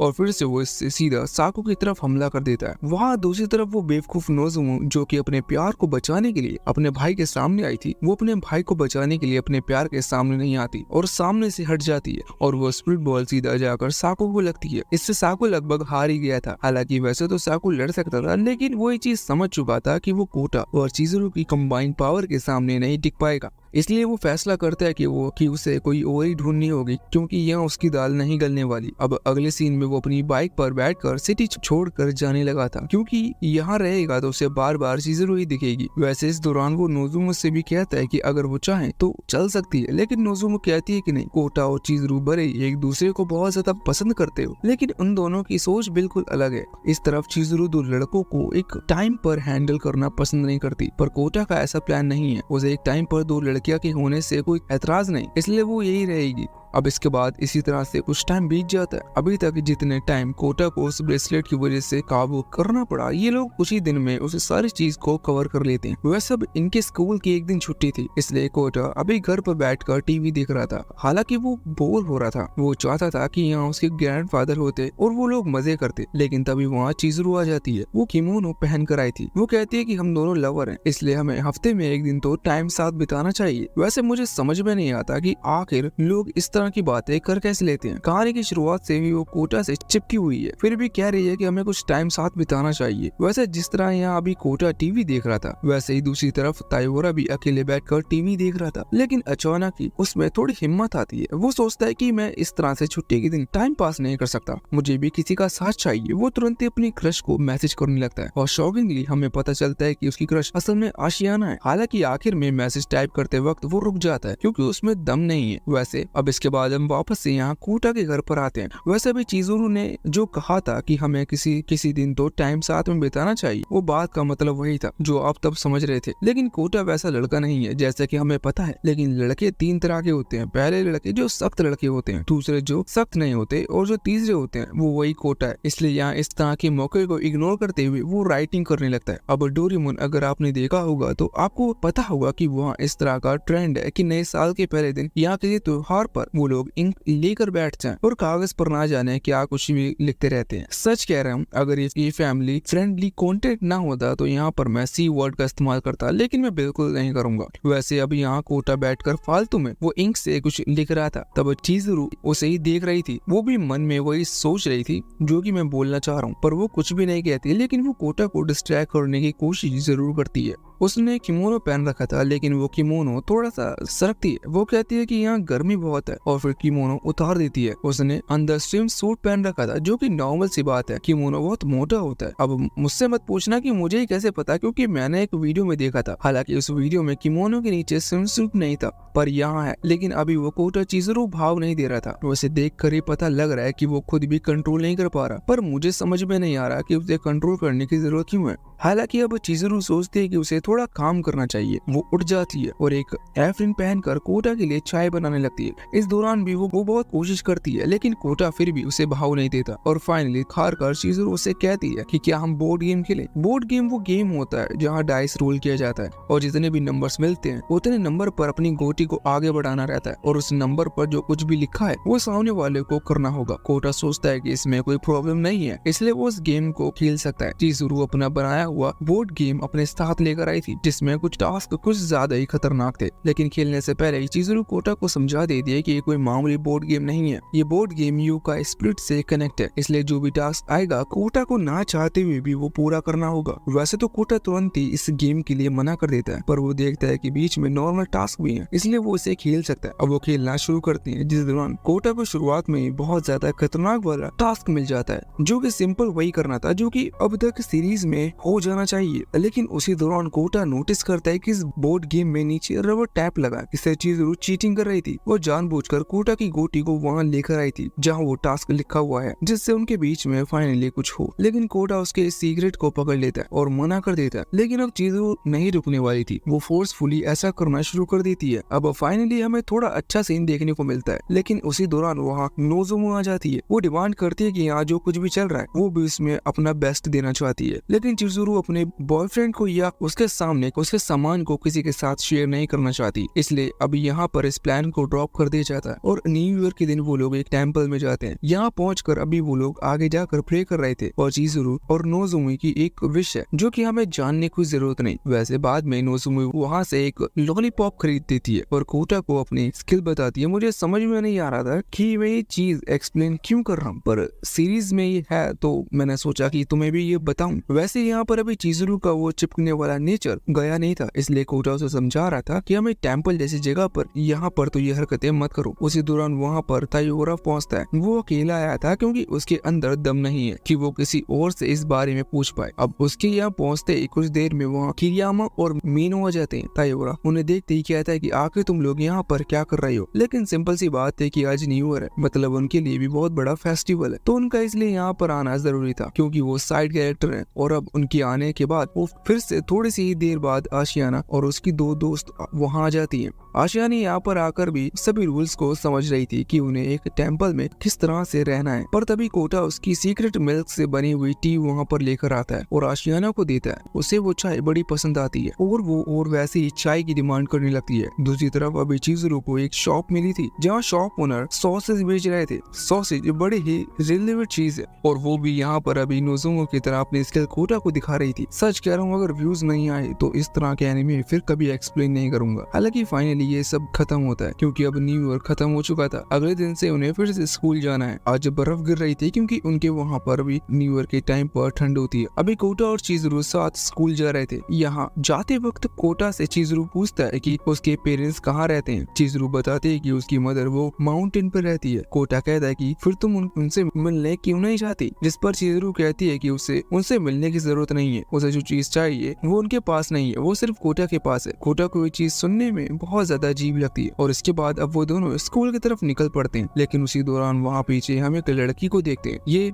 यूकी हाना है और असल में ये चिज़ुरू की एक मॉम की सर्वेंट है। सिंपल सी बात है, चिज़ुरू एक योकाई है तो उसकी मॉम भी एक योकाई होगी और अगर वो योकाई है तो उनकी सर्वेंट भी एक योकाई ही होगी, तो ये भी एक योकाई ही है। ये यहाँ पर इसलिए आई थी क्योंकि चिज़ुरू की मॉम ने ये खबर सुन ली है कि चिज़ुरू एक इंसानी लड़के को पसंद करती है। अब जब यहाँ लंच ब्रेक में चिज़ुरू से यूकी हाना की मुलाकात होती है तो उस दौरान यूकी हाना ये सारी बात चिजुरू को बताती है। चिजुरू कहती है कि इसमें क्या गलत है, क्योंकि प्यार के बाद यूकाई के बीच में भी वही सब होता है जो कि ह्यूमन और यूकाई के बीच में होगा। लेकिन इस पर यूकी हाना कहती है कि वो इसलिए इस चीज के खिलाफ नहीं है, वो सिर्फ इसलिए यहाँ पर आई है क्योंकि एक इंसान और एक यूकाई सिर्फ तभी साथ रह सकते हैं जब उनके अंदर हर एक खतरे से बाहर निकलने की हिम्मत हो। इसका मतलब वो सच में एक दूसरे की बहुत ज्यादा केयर करते हो। इस चीज पर चिजुरू तुरंत ही कह पड़ती है कि कोटा और उसके बीच का बॉन्ड बहुत ज्यादा गहरा है। यहाँ पर चिजुरू ने किसी चीज का एग्जाम्पल भी दिया था, लेकिन व्यूज के चक्कर में मैं शब्द का इस्तेमाल नहीं कर सकता। हालांकि वो दूसरी तरफ अभी क्लास में तायोरा कोटा के पास आकर उससे कहता है कि यूकी हाना यहाँ पर आई है। अब उसका नाम सुनकर यहाँ आशियाना और उसकी दोस्त हैरान हो जाती हैं और नोजुमो कहने लगती है कि शायद कोटा ने अपने हैरम में एक और लड़की को ऐड कर लिया है। लेकिन कोटा तो यूकी हाना को नहीं जानता और तायोरा भी बेवकूफ है जो कि अभी आधी अधूरी बात उनके बीच बता रहा था। हालांकि बाद में अब वो कोटा को वहाँ से लेकर जाता है और जब कोटा उससे क्वेश्चन करता है तो वो उसे डिटेल बताता है कि यूकी हाना उसकी मदर की सर्वेंट है और वो यहाँ पर कोटा और चिजुरू के बॉन्ड की गहराई को देखने आई है। वैसे वो ये भी बताता है कि यूकी हाना के पास स्नो की पावर है और इस वजह से वो सुबह शहर में बर्फ गिर रही थी, वरना उनके वहाँ इतनी सर्दियाँ नहीं थी। अब वहाँ दूसरी तरफ नीचे अभी चिजुरू यूकी हाना से कहती है कि वो कोटा को बहुत पसंद करती है और सेम कोटा भी उसे बहुत पसंद करता है। लेकिन यूकी हाना इस तरह से बातों में नहीं आने वाली। वो कहती है कि ऐसा है तो ठीक है, मैं तुम्हारे बॉन्ड को टेस्ट करती हूँ और देखती हूँ कि उसमें कितनी गहराई है। और इसके बाद वो अपनी पावर रिलीज करती है, जिसके बाद वहाँ बहुत ही तेज बर्फ गिरना शुरू हो जाती है। ये बर्फ पूरे स्कूल के ऊपर गिर रही थी और स्कूल बर्फ से घिर चुका था। बर्फ वहाँ इतनी ज्यादा तेज बढ़ रही थी कि वो स्कूल के अंदर भी एंटर कर रही थी, जिस वजह से अभी स्टूडेंट डर कर भाग रहे थे। वैसे ही चीज देखकर चिजुरू तुरंत स्कूल के अंदर भागती है, जहाँ वो कोटा से मिलती है जो कि पूरी तरह से ठीक था, इसलिए वो खुश हो जाती है और वो वहाँ से आगे बढ़ने लगती है। अभी वो स्कूल में ही आगे बढ़ रहे थे। दूसरी तरफ वहाँ यूकी हाना अपनी पावर से एक स्नोमैन क्रिएट करती है और उसे जाकर कोटा और चिजुरू पर हमला करने को कहती है। वैसे यहाँ इस तरफ अभी कोटा, चिजुरू, नोजुमो और तायोरा साथ में आगे बढ़ रहे थे। इस दौरान स्कूल में बहुत ज्यादा बर्फ पड़ चुकी थी, इसलिए वो समझ गए थे कि अगर 1 घंटे तक ऐसा चलता रहा तो स्कूल में जितने भी स्टूडेंट है वो सारे मारे जाएंगे। अभी यही सोचते हुए फैसला करते हैं कि वो यूकी हाना से इस बारे में बात करेंगे, क्योंकि गहराई देखने के चक्कर में वो बाकी सारे स्टूडेंट की जान नहीं ले सकती। अभी लोग स्कूल से बाहर निकलने के लिए आगे बढ़ने लगे थे। हालांकि रास्ते में इन्हें वो बड़ा सा स्नोमैन मिलता है, लेकिन तायोरा उससे नहीं डरता और आगे बढ़कर उसे हरा देता है। अब उसे तो ऐसा लग रहा था कि वो स्नोमैन हार गया, लेकिन कुछ ही सेकंड्स में वहाँ कई सारे छोटे छोटे स्नोमैन क्रिएट हो जाते हैं और वो तायोरा को अपने साथ ले जाते हैं। वैसे यहाँ उनके चेहरे की वो स्माइल बता रही थी कि ये सिर्फ चिजुरू और कोटा को हराने के लिए यहाँ नहीं आए, इनके कुछ गलत इंटेंशन है। वैसे वहाँ दूसरी तरफ चिजुरू, नोजुमो और कोटा भागते हुए एक रूम में पहुंच जाते हैं। वो समझ गए थे कि अब इस तरह स्कूल की बिल्डिंग में निकल पाना लगभग नामुमकिन है, क्योंकि वो बाहर जा नहीं सकते। यहाँ वो समझ गए थे कि अब इस बिल्डिंग से निकल पाना लगभग नामुमकिन है, क्योंकि वो बाहर जा ही नहीं सकते। और यहाँ अब कोटा को भी बहुत ज्यादा ठंड लगने लगी थी और ऐसा ही हर बॉलीवुड फिल्म में होता है, वैसे ही अब यहाँ होने वाला था, क्योंकि ठंड मिटाने का सिर्फ एक ही रास्ता है और ये लोग भी अभी वही रास्ता अपनाने वाले थे। वैसे ठंड लगे तो हमें कपड़ा पहन लेना चाहिए या ओढ़ लेना चाहिए, लेकिन ना ही यहाँ ओढ़ने के लिए कपड़े थे और ना ही पहनने के लिए, इसलिए ये लोग अपने उतारने लगते हैं। हालांकि अब इनके बीच कुछ ही हो पाता, इससे पहले ही वहाँ यूकी हाना आ जाती है। वो कहती है कि बस अब मुझे इस तरह से तुम्हारे बॉन्ड की गहराई नहीं देखनी, और अब इतना कहकर वो हमला करने लगती है। हालांकि नोजुमी अपने प्यार को निभाते हुए उस अटैक के सामने आ जाती है, जिससे उसकी बॉडी जम चुकी थी, लेकिन उसने कोटा को बचा लिया था। कोटा की हालत अभी खराब थी और लगभग वो बेहोश हो चुकी थी, इसलिए चिजुरू जाकर उसे संभालती है। अभी यूकी हाना कहती है कि अगर तुम चाहो तो उसे छोड़ सकती हो, क्योंकि तुम दोनों का प्यार असली नहीं है। लेकिन चिजुरू कहती है कि नहीं, वो कोटा को नहीं छोड़ने वाली, और इसके बाद वो कोटा को किस करती है, जिसके बाद उन दोनों की बॉडी और सोल आपस में कनेक्ट हो जाते हैं। वैसे कोटा तब बेहोश हो चुका था, इसलिए चिजुरू ही उसकी बॉडी को कंट्रोल कर पा रही थी। अभी यहाँ वो एक बहुत ही बड़ी स्प्लिट बॉल क्रिएट करती है और हमला करने लगती है, लेकिन वो हमला करे इससे पहले ही यूकी हाना अपनी सारी पावर वापस से एब्जॉर्ब करते हुए बर्फ को रोक देती है और कहती है कि हाँ, उन दोनों का बॉन्ड बहुत ही ज्यादा गहरा है और अब चिजुरू को ये चीज साबित करने की जरूरत नहीं। वो बोलती है कि तुम्हारी मदर ने मुझे सिर्फ यही देखने भेजा था कि तुमने सही फैसला लिया कि नहीं, और उन्हें पूरा भरोसा था कि तुम गलत फैसला नहीं लोगी, इसलिए उन्होंने मुझसे कहा था कि ये चीज चेक करने के बाद मैं तुम्हें वापस माउंटेन आने का इन्विटेशन दूं, और उन्होंने कहा कि तुम अपने साथ कोटा को भी लेकर आना। वैसे जितने भी भाई इस वीडियो को अभी यहाँ तक देख रहे हैं वो चिजुरू की मदर से मिलकर बहुत ज्यादा खुश होंगे, इसलिए अब इस पॉइंट के बाद सीरीज को बिल्कुल मत छोड़ना। वैसे अब जब घर से इन्विटेशन ही आ रहा था तो चिजुरू अगले ही दिन अपने दोस्तों को लेकर माउंटेन की तरफ निकल पड़ती है। वो माउंटेन पर एक हॉट स्प्रिंग स्प्रिंग और होटल से होटल है जिसे चिजुरू की मॉम ओन करती है और यही उनका काम धंधा है। वो यही आने वाले मुसाफिरों को रहने की जगह देती है और इससे उनका घर बार बहुत अच्छे से चल रहा है। और अब फाइनली कोटा, चिजुरू, नोजुमी और बाकी सभी लोग वहाँ उस होटल में पहुँचते हैं जहाँ कोटा पहली बार चिजुरू की मदर से मिलता है, जिसके बाद उसे ये चीज कंफर्म हो गई थी कि चिजुरू अपनी मदर पर ही गई है। बस अभी उसकी एज कम है, जब वो और ज्यादा बड़ी हो जाएगी तब वो पूरी तरह से अपनी मदर पर चली जाएगी। वैसे कोटा अभी सिर्फ ये चीज बड़ी देखकर ही सोच रहा था, उसने अभी उनका बिहेवियर नहीं देखा है। बाद में चिजुरू की मॉम, जिनका नाम तामामो है, वो इन सभी से कहती है कि वो सभी अपने सफर में थक चुके होंगे, इसलिए वो जाकर अपने हॉट स्प्रिंग में बात ले सकते हैं। असल में ये बड़ा सा स्विमिंग पूल टाइप होता है जो कि आप पहले भी किसी दूसरे एनिमे में देख चुके होंगे। यहाँ पर लड़कों के लिए अलग हॉट स्प्रिंग होता है और लड़कियों के अलग। अभी वहाँ जाने से पहले कोटा देखता है कि चिजुरू अकेले बैठी हुई है। वो उससे जाकर बात करता है क्योंकि चिजुरू का बिहेवियर यहाँ आने के बाद थोड़ा सा बदल चुका है, वो पहले जैसे चिपक्यू नहीं है। लेकिन चिजुरू कहती है कि ऐसा कुछ भी नहीं है। अब तभी वहाँ नोजुमी आ जाती है और कहती है कि हमें चलना चाहिए। इस चीज से चिजुरू को गुस्सा आता है क्योंकि वो कोटा के साथ जाने की बात कर रही थी, जबकि यहाँ लड़कों और लड़कियों के लिए अलग अलग हॉट स्प्रिंग है। हालांकि बाद में इस चीज से चिजुरू को भी बुरा लगता है और वो चाहती है कि काश यहाँ पर एक यूनिसेक्स हॉट स्प्रिंग होता। वैसे इस बात को गलत मत समझना, इसका मतलब दोनों जेंडर के यूज के लिए एक सिंगल हॉट स्प्रिंग होता है। वैसे वहाँ दूसरी तरफ कोटा अपने हॉट स्प्रिंग में अकेले नहा रहा था और वैसे भी वो बहुत ही ज्यादा बड़ी जगह थी, इसलिए उसे थोड़ा सा अजीब लग रहा था। पर तभी वहाँ चिजुरू की मदर आती है। कोटा इससे थोड़ा शर्मा जाता है। वैसे चिजुरू की मदर ने कपड़े पहन रखे थे, आप वैसा कुछ मत सोचना। अब यहाँ पर कोटा दूसरी तरफ मुंह कर लेता है, पर चिजुरू की मदर कहती है कि मैं तुम्हारी पीठ पर साबुन लगा देती हूँ। वैसे तो ऐसा सिर्फ नहीं होता है, पर पहली बार मैंने ऐसा एक एनिमे में होता हुआ देख रहा हूँ। पर मैं इसको वैसे भी एक एनिमे ही मानता हूँ, इसलिए जो हो रहा है वो चलने देते हैं। अब कोटा वैसे तो पहले मना करता है, पर बाद में वो भी मान जाता है, जिसके बाद चिजुरू की मदर साबुन लगाने लगती है। इस बीच उनके बीच में कुछ बातें भी हो रही थी, पर ये सारी बातें अभी पास के ही हॉट स्प्रिंग में सुनाई दे रही थी, जिन्हें सुनकर चिजुरू परेशान हो चुकी थी और उसे गुस्सा आ रहा था। और वो सोच रही थी कि उसकी मदर उस दूसरे हॉट स्प्रिंग में क्या कर रही है, और उसे अपनी मदर पर शक था क्योंकि उसे नहीं पता कि उनके बीच उनके होटल में कस्टमर आते भी हैं कि नहीं। इसलिए वो तुरंत ही वहाँ देखने के लिए चली जाती है कि कहीं कुछ गड़बड़ तो ना हो जाए। इस तरफ हम देखते हैं कि अभी कोटा की बॉडी पर साबुन लगाते वक्त चिजुरू के मॉम के वाटरमेलन कोटा की बॉडी को टच कर रहे थे। कोटा कुछ देर तक तो उन्हें सहता है, पर जब चिजुरू की मदर कहती है कि क्या तुम और भी कुछ करना चाहते हो, तो ये सुनकर कोटा तुरंत ही वहाँ से भाग पड़ता है। वो समझ गया था कि चिजुरू और उसकी मदर एक ही जैसी है, लेकिन अब यहाँ कुछ भी हो पाता और हम एंजॉय कर पाते इससे पहले ही चिजुरू वहाँ आती है। वैसे अब कोटा पीछे पलट कर देखता है तो उसे पता चलता है कि चिजुरू की तरह ही उसकी मदर भी एक यूकाई है। ये चीज कोटा जानता था, पर असल में चिजुरू की मदर एक 9 टेल फॉक्स है। वैसे यहाँ चिजुरू अब अपने फॉक्स फॉर्म में आकर अपनी मदर को समझाती है कि वो ये सब गलत कह रही है, लेकिन उसकी मदर अगले ही रास्ते पर थी। वो कोटा को बेनिफिट बताने लगती है नॉन एक्सपीरियंस गर्ल और एक एक्सपीरियंस वुमेन में क्या अंतर होता है। वैसे अब इन सब चीजों को देखकर ये चीज समझ चुका था कि इस एनिमे को लोगों ने हिंदी में एक्सप्लेन क्यों नहीं किया। काश इसे मैं भी एक्सप्लेन ना करता। वैसे हाँ, अगर मिलियन में व्यूज आते तो या फिर अच्छे खासे व्यूज आते तो पक्का मैं और ऐसे एनिमे लेकर आऊंगा। वैसे मैंने बहुत सारे ऐसे एनिमे ढूंढ कर रखे हैं। वैसे अभी कोटा इस बात को इग्नोर करता है क्योंकि वो दुनिया का सबसे बड़ा गधा है, लेकिन यहाँ चिजुरू की मॉम भी उसे ज्यादा फोर्स नहीं करती क्योंकि उन्होंने कुछ और सोच रखा है। बाद में जब डिनर का वक्त था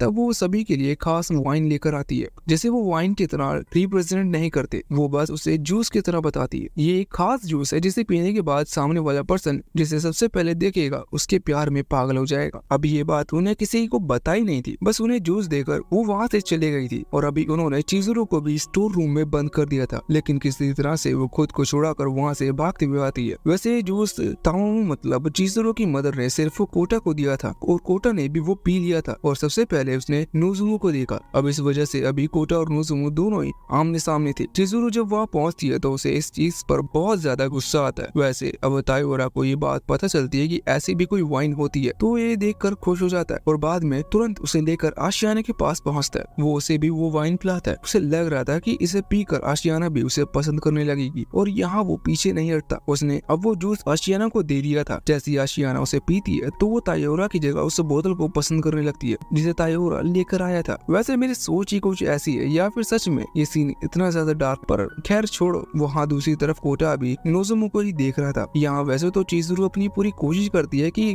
कोटा का ध्यान उस पर न आए, लेकिन कोटा उसे चिल्लाकर वहाँ से भगा देता है। चिजुरू इस चीज से बहुत ज्यादा दुखी होती है और अकेले में जाकर रोने लगती है, लेकिन उसे पूछने वाला कोई नहीं था। इस तरफ कोटा और नोज़ुमी के बीच कुछ होने ही वाला था और पूरी तैयारी हो चुकी थी, लेकिन लास्ट मोमेंट पर कोटा को सब कुछ याद आने लगता है। सब कुछ नहीं, बस उसे चिजुरू का फेस और थोड़ा से बड़े रीजन सामने दिख रहे थे, जिनकी वजह से वो तुरंत वहाँ से उठकर चिजुरू को ढूंढने के लिए भागता है। अब जब वो चिजुरू के पास पहुँचता है तो वो बहुत ज्यादा दुखी था। वो कहते हैं कि क्या तुम दोनों के बीच में कुछ हुआ, लेकिन यहाँ कोटा को तो कुछ याद ही नहीं था। असल में वो वाइन बहुत ही ज्यादा खास है, वो सामने वालों की तरफ अट्रैक्ट तो करती है, पर पिछले 24 घंटे में जो कुछ भी हुआ उस चीज को बुला देती है। ये सुनकर चिजुरू खुश हो जाती है, क्योंकि उससे ये था कि अगर उनके बीच में कुछ हुआ भी होगा तो कोटा को तो याद ही नहीं है। हालांकि अब इतने अजीब सी मेमोरी के साथ चिजुरू अगले दिन वापस अपने दोस्तों के साथ स्कूल की तरफ निकलने लगी थी, जिन्हें पिछली रात क्या हुआ था कुछ याद ही नहीं है। वैसे चिजुरू की मदर ने ये सब इसलिए किया क्योंकि वो देखना चाहती है कि कोटा सच में चिजुरू को लाइक करता है कि नहीं, और लकीली कोटा इस टेस्ट में पास हो चुका था। इसलिए जाते वक्त वो कोटा से कहती है कि वो अपनी बेटी का ख्याल रखे, जिस पर कोटा हाँ करता है। अब उनके जाने के बाद यहाँ युकिहाना तोमोमो मतलब चिजुरू की मदर से पूछती है कि क्या कोटा टेस्ट में पास हो गया, जिस पर चिजुरू की मदर कहती है कि हाँ वो पास हो गया, बल्कि अगर उसकी एज थोड़ी सी ज्यादा होती तो मैं उसे यहीं रोक लेती।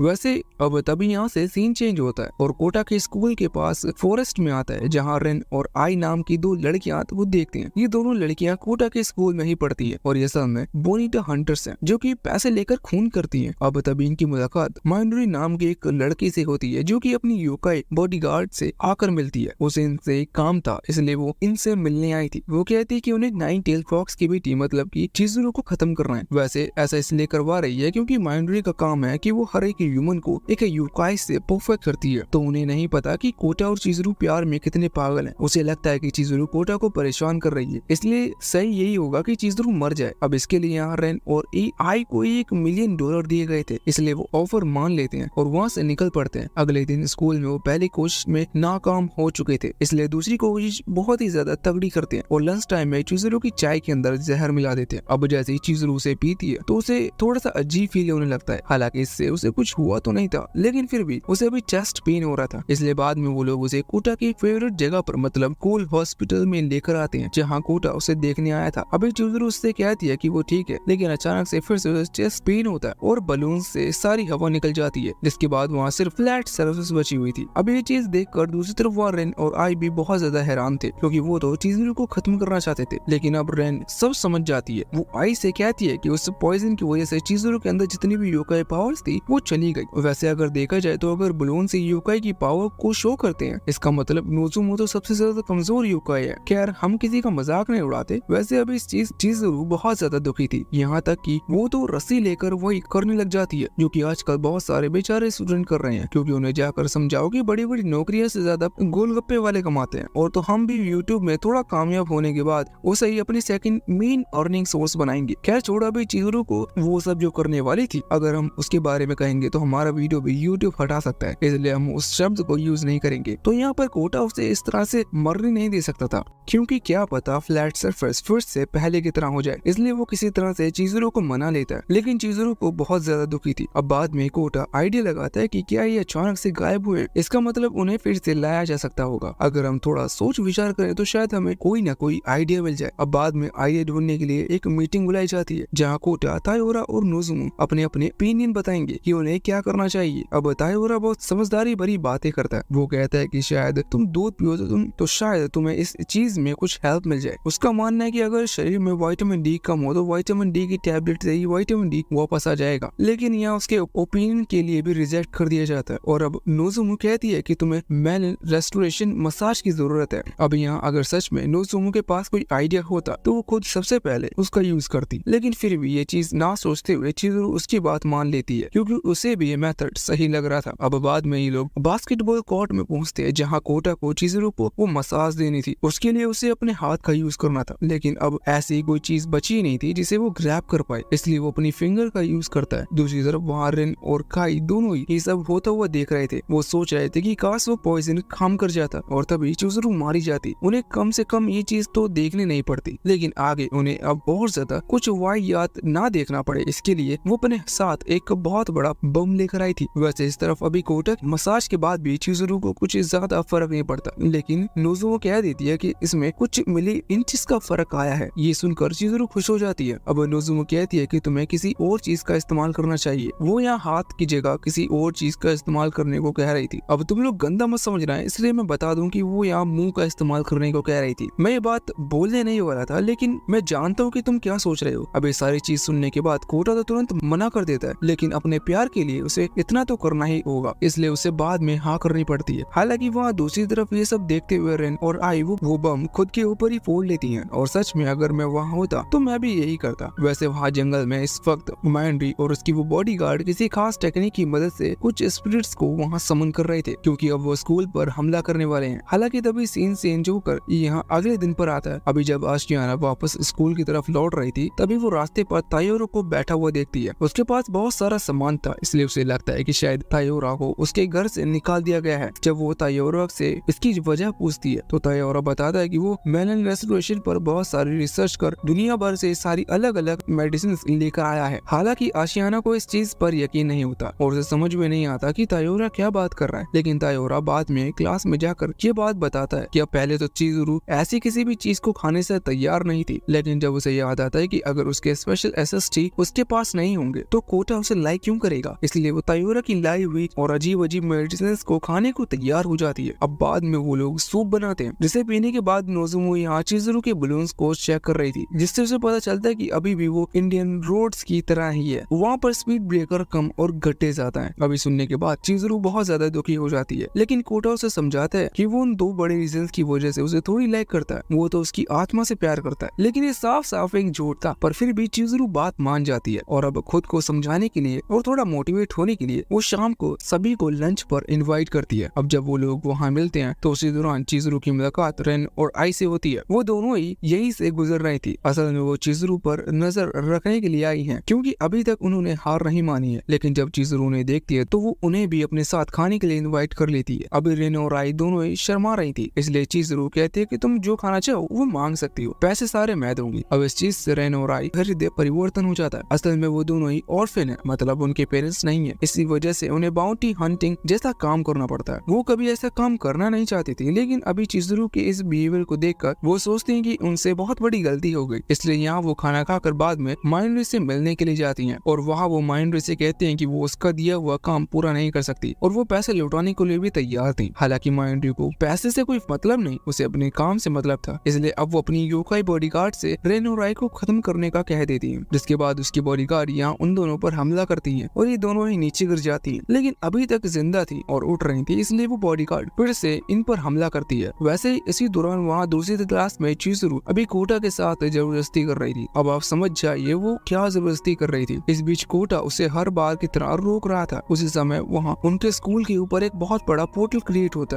है और उनके स्कूल को बहुत सारे मॉन्स्टर्स घेर लेते हैं। वो अभी इन पर हमला करने वाले थे, इसलिए यासुका, कुमाडा और बाकी से हेल्प मांगता है। अब उन्होंने अपनी पावर को मिलाते हुए एक बहुत बड़ा बैरियर क्रिएट कर लिया था, लेकिन बहुत ही जल्द वो बैरियर भी डिस्ट्रॉय हो जाता है। वहाँ दूर से माइंड्री और उसकी वो बॉडीगार्ड जो वहाँ से सब होते हुए देख रहे थे, तभी माइंड्री उस योकाई को वहाँ स्कूल के अंदर जाकर चिज़ुरू को खत्म करने का कहती है और योकाई उड़ते हुए सीधा स्कूल में जाकर एंटर करती है। यहाँ आते ही उसे तायोरा ने पकड़ लिया था। वो चिज़ुरू, कोटा और नोज़ुमो से भागने का कहता है, लेकिन बाद में उस बॉडीगार्ड योकाई ने तायोरा को हराकर फिर से उन्हें पकड़ लिया था। यहाँ जाने यहाँ जैसे वो पहुँचती है और कोटा और चिज़ुरू से वहाँ से जाने को कहती है, लेकिन नोज़ुमो किसी काम की नहीं थी, क्योंकि उस बॉडीगार्ड योकाई ने अपनी पावर से एक बहुत बड़े ब्लैक मैसिव स्नेक को यहाँ नोज़ुमो पर छोड़ दिया था। और इसके बाद वो फिर से कोटा और चिज़ुरू का पीछा करने लग जाती है। वहाँ कोटा और चिज़ुरू म्यूजिक रूम में पहुंच चुके थे, जहाँ वो दोनों अपनी पावर कंबाइन करने के लिए एक दूसरे को किस करते हैं, लेकिन इससे कोई फर्क नहीं पड़ता। अब तभी वहाँ वो योकाई बॉडीगार्ड आ जाती है। ये जरूर अभी कोटा से जाने का कह रही थी, लेकिन कोटा उसे छोड़कर नहीं जाना चाहता था। इस दौरान वो योकाई चिज़ुरू पर हमला करती है, जिसकी वजह से उसकी बॉडी पर कुछ कर्स लग जाती है और उसे चोट आ जाती है। कोटा को गुस्सा आता है, लेकिन वो फिर भी वहाँ से नहीं जाना चाह रही थी। हालांकि इतने में ही कोटा की चेस्ट पर एक बॉल शो होती है और वो ग्लो करने लगती है, जिसकी वजह से अभी दोनों फिर से कनेक्ट हो पाते हैं। कनेक्ट होने के बाद कोटा की पावर बढ़ चुकी थी और अब वो दोनों मिलकर फिर से पहले की तरह एक बड़ी सी स्पिरिट बॉल क्रिएट करते हैं और हमला करते हैं। इस दौरान वो दोनों स्कूल के टेरेस पर थे। इस स्पिरिट बॉल की एनर्जी इतनी पावरफुल थी कि ये बाकी किसी ह्यूमन को चोट नहीं पहुंचाती, पर वहाँ जितने भी मॉन्स्टर्स थे वो सारे मारे जाते हैं। हालांकि यहाँ किसी तरह से वो बॉडीगार्ड योकाई अपनी जान बचाकर वापस माइंड्री के पास पहुंच गई थी, जहाँ वो उसे बताते कि वो कोटा की पूरी पावर देखकर आ रही है। इस पर माइंड्री कहती है कि ये तो बहुत बढ़िया है, अगली बार बार वो फिर से हमला करेगी और कोटा को अपना बनाएगी। इसके बाद वो वहाँ से चली जाती है और तभी सीन चेंज होता है। वहाँ स्कूल टेरेस पर हम कोटा को देखते हैं जो कि अभी होश में आया था। चिज़ुरू उसकी बॉडी से वापस अलग हो चुकी थी और कमाल की बात यह है कि उसके बलून्स में फिर से गैस लौट आई है, जो देखकर कोटा हैरान था। उसे नहीं होना चाहिए। हालांकि फिर सीन शिफ्ट होकर कुछ दिनों बाद पर आता है। अभी स्कूल में जो जितना खतरनाक माहौल था उसे ध्यान में रखते हुए चिज़ुरू बाकी सभी को माफी के तौर पर या फिर थैंक यू के तौर पर एक बीच पर लेकर आई थी। वैसे अगर आप सोच रहे हो स्कूल में बहुत सारी ह्यूमन स्टूडेंट भी हैं, तो क्या उन्हें पता नहीं चला होगा? तो इसका रीजन ये है कि फाइट के पहले इन्हें बेहोश कर दिया गया था। इसमें आशियाना भी थी, लेकिन फिर भी वो यहाँ आई है क्योंकि हमारे मेन कैरेक्टर की गर्लफ्रेंड का भाई उसे लाइक करता है। वैसे अब यहाँ पर ये लोग स्विम सूट पहनते हैं और फिर नोजुमा भी स्विम सूट पहन कर आती है, लेकिन उसके पास ऐसा कुछ भी नहीं है जिसे ढकने के लिए उसे स्विम सूट पहनना पड़े। इसलिए वो लोग सजेस्ट करते हैं कि या तो वो कुछ ना पहने या फिर कुछ अच्छा पहन कर आए। इसलिए बाद में नोजुमु कपड़े बदल लेती है। वैसे सच में इस चीज के लिए उसका वहाँ बहुत मजाक उड़ाया जाता है। बाद में हम देखते हैं कि अभी जब ये एंजॉय कर रहे थे उसी दौरान ये लोग चिज़ुरू की मदर तामोमो और उनकी सर्वेंट युकी हाना से मिलते हैं। यहाँ कोटा तो एयरबैग्स देखकर बहुत ज्यादा खुश था, लेकिन चिज़ुरू को समझ में नहीं आ रहा था कि उसकी मदर और उसकी सर्वेंट यहाँ पर क्या कर रही है। हालांकि बाद में ये लोग बहुत एंजॉय करते हैं, पर इस बीच चिज़ुरू की मदर ने चिज़ुरू को छुड़ाने का भी मौका छीन लिया था। वो कोटा के बहुत करीब आ जाती है, जिससे वो चिज़ुरू को बार बार चिढ़ाती है। वैसे जब वो लोग बीच पर थे तब कोटा चिज़ुरू से ज्यादा नोजुमु के साथ टाइम स्पेंड कर रहा था, जिससे चिज़ुरू बहुत ज्यादा चिढ़ रही थी और उससे नोजुमु की खुशी भी नहीं देखी जा रही थी। इसलिए बाद में वो उसे अपने साथ लेकर जाती है। दूसरी तरफ वह आशियाना को होश आता है। असल में बेहोश हो गई थी क्योंकि वो गलती से समुद्र की लहरों के साथ बह चुकी थी, पर सही समय पर वहाँ तायोरा ने आकर उसे बचा लिया। अब जब आशियाना को होश आता है तो उसे ये बात पता चलती है, तो उसके दिल में भी तायोरा की भी थोड़ी सी फीलिंग्स आना शुरू हो जाती है। वैसे देखा जाए तो यहाँ सबसे अच्छी लव स्टोरी तायोरा आशियाना की ही बन सकती थी इस पूरी सीरीज में, पर ये सीरीज वैसी नहीं है जैसे कि मैंने सोच कर देखा था। वैसे अब उसी रात बीच पर चिज़ुरू कोटा को बुलाती है। वो कहती है कि मुझे माफ करना, मैं थोड़ा जेलस फील कर रही थी, इसलिए तुम्हें नोजुमा के पास से उठा कर ले आई। कोटा कहता है कि कोई बात नहीं। वैसे यहाँ चिज़ुरू उससे पूछते कि कोटा उसके बारे में क्या सोचता है, मतलब उसके दिल में चिज़ुरा के लिए क्या फीलिंग्स है। इस पर कोटा जवाब नहीं देता। अब अगले दिन हम देखते हैं कि ये दोनों स्कूल जा रहे थे, जिस दौरान कोटा चिज़ुरू से कहती है मेरे ग्रैंडफादर बहुत अच्छे हैं, काश तुम उनसे मिल पाती। अब चिज़ुरू इस चीज से खुश थी कि कोटा उसे अपनी फैमिली मेंबर से मिलवाना चाहता, लेकिन चिज़ुरू कल रात के क्वेश्चन के बारे में पूछती है, जिस पर कोटा फिर से जवाब नहीं देता और अब वो स्कूल पहुंच जाते हैं। यहाँ स्कूल में अभी तायोरा ने हिम्मत कर आशियाना को डेट के लिए पूछ लिया था। आशियाना भी जानती थी कि तायोरा ने उसकी जान बचाई, इसलिए वो डेट के लिए भी हाँ कर देती है। इसके बाद तायोरा को ऐसा लग रहा था जैसे उसने दुनिया जीत ली हो। हालांकि मैं भी उनके लिए खुश हूँ। वैसे वहाँ दूसरी तरफ अभी चिज़ुरू और कोटा एक अकेले कमरे में मिलते हैं। कोटा यहाँ पर अपना आंसर सुनने वाला था। चिज़ुरू खुश थी कि यहाँ कोई नहीं है, उन्हें कोई डिस्टर्ब करने के लिए नहीं है, लेकिन उसी दौरान वहाँ नोजुमु आ जाती है, जिसकी वजह से चिज़ुरू का दिमाग खराब हो जाता है और वो उस पर चिल्लाती है। अब अगले दिन जब फिर से चिज़ुरू कोटा का आंसर सुनने वाली थी तो उसने नोजुमु को क्लासरूम में बहुत बुरी तरह से बांध दिया था और खुद कोटा को लेकर यहाँ स्कूल गार्डन में बिल्कुल अंदर की साइड ले आई थी, जहाँ कोई भी इंसान उसकी बात सुन ना पाए या उन्हें डिस्टर्ब ना करे। लेकिन बाद में उसकी मुलाकात वह रेनोराई से होती है। साथ ही कुछ देर बाद वहाँ पर कुमाड़ा नाम के दूसरे टीचर्स भी आते हैं। इस बार उनका ये प्लान खराब हो जाता है और जब कोटा वापस घर लौट रहा था तब रास्ते में उसे एक लव मैगजीन दिखती है और वो उसे खरीद लेता है। वो उसमें बस ये देखना चाहता था कि अपने प्यार को सही तरीके से कैसे इजहार कर सकते हैं। दूसरी तरफ वहाँ चिज़ुरू बहुत परेशान थी। अगले दिन वो स्कूल चेंजिंग रूम में आशियाना से बात करती है, जिसके बाद उसे समझ में आता है कि वो खुद इस चीज को ज्यादा दिल पर ले रही है। वो कोटा को फोर्स कर रही है, जो चीज गलत है। इसलिए अब उसने कोटा से पूछना बंद कर दिया था। ये चीज कोटा को थोड़ी सी अजीब लगती है। कोटा अब इस बारे में पूछता है कि आखिर उसे क्या हो गया, जिसके बाद चिज़ुरू का कंट्रोल टूट जाता है और वो उसे लेकर एक खाली कमरे में आती है, जहाँ वो वही सब करने वाले थे जिसके लिए हम एक घंटे से इस चीज को देख रहे हैं। लेकिन यहाँ कोटा उसे रोक देता है। अब चिज़ुरू उससे पूछती है कि तुम मुझे मेरे सवाल का जवाब क्यों नहीं दे रहे, कि तुम मेरे बारे में क्या सोचते हो। अब कोटा इससे बहुत ज्यादा परेशान हो चुका था कि चिज़ुरू बार बार उससे ऐसा क्यों पूछ रही है और वो गधा भी एक बार जवाब नहीं दे सकता। इस वजह से वो थोड़ी ऊंची आवाज में चिल्ला देता है। उसकी हाइट भले ही कम है लेकिन उसकी आवाज तेज है। इससे चिज़ुरू को गुस्सा आता है और वो फिर रोते हुए वहाँ से भाग जाती है। अब जो क्लास में टेस्ट हो रहा था तो कोटा टेस्ट पर फोकस ना करते हुए चिज़ुरू के बारे में सोच रहा था। चिज़ुरू आज स्कूल भी नहीं आई थी। कोटा को थोड़ी उसकी चिंता होती है और बाद में वो भागते हुए चिज़ुरू को ढूंढने के लिए निकल पड़ता है। इस समय बारिश हो रही थी लेकिन वो बारिश की चिंता नहीं करता और एक ब्रिज पर जाकर चिज़ुरू से मिलता है। वो उससे कहता है कि मेरी लाइफ में मेरे फेवरेट सबसे ग्रैंडफादर थे, लेकिन अब उस पोजीशन पर तुम आ चुकी हो। वो बोलता है कि तुम इस दुनिया में मेरे लिए सबसे ज्यादा प्रीशियस हो। जो चीज सुनकर चिज़ुरू खुश हो जाती है और वो कोटा को हक कर लेती है, जिसके साथ इस सीरीज की हैप्पी एंडिंग होती है। मैंने इस सीरीज को एक्सप्लेन करने में बहुत कुछ सहा है, इसलिए लाइक के साथ साथ एक कमेंट भी कर देना कि सीरीज में आपके फेवरेट सीन्स कौन से थे।